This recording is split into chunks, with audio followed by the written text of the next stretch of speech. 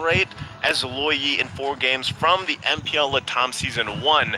And it's good that it's banned out at least for this game, because we've been wondering how well this Loyi is going to fit into the current meta, the current state of things. And we know that even with the change, even for the diversion, the cooldown on it, you have to be a little more on point. Whoa, this is interesting. The Bane is going to be locked in from E7. We got a glimpse at this before in the past, but now it's a Bane and an Edith locked in here for E7 on that swing back. So that, Homeboys wanted the game plan of picking up the Claude, throw it in the gold lane. They saw that the Moskov was already banned. A lot of gold lane options that have popped up. So they've secured themselves the Claude. What else is Homeboys thinking here? Now that they've seen this, Vexana's going to come up. They still have the Minotaur open too. And they go the Ruby instead. Also, great choice here with a lot of CC potential.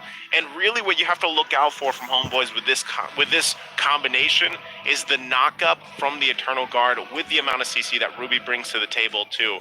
So that's something that E7 is going to want to keep in mind in dealing when they have to consider these skirmishes or team fights. It'll definitely be the disengage power as well for Homeboys, right? Because technically for E7, they want to be looking for these pickoffs and they want to really try to prolong the team fight.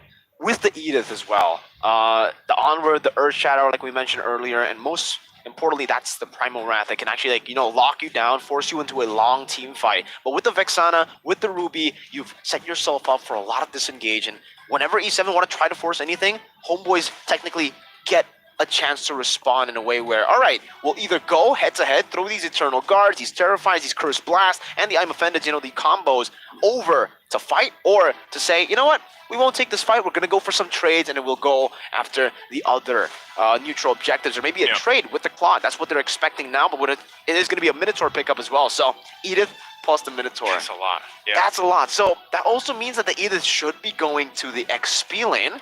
That does give Homeboys a lot to play with now, with the Ruby still being a flex pick.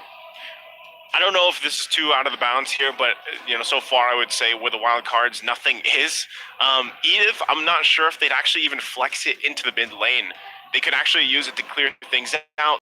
This could let us see something new. See something new. Like we said, we've seen Zast so far in the mid lane. There is room for that flexibility and that uniqueness. For E7, though, I feel like on how they want to approach this already, because they have the crowd control pretty much under par, on par.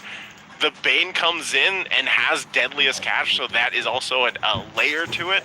They actually want to go ahead, and if they can pick up some burst in the mid lane even, this will really round out the damage boxes that they need. And then even in the physical department, right? The gold lane is still something. What do they want to do against a Claude? Top of my head, do they want to possibly pick a Brody? I know we haven't seen too much of a Clint even come out, but I'm wondering if they want to go with a traditional setup. Another combination gold lane we've seen with the Minotaur is the Ixia.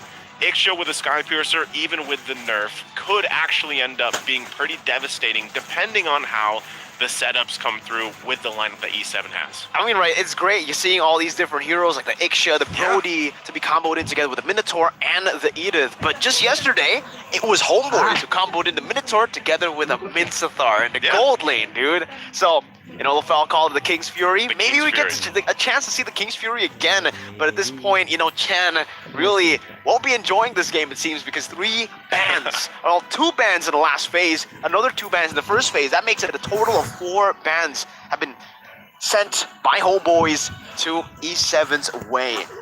This is going to be really tough now. I feel like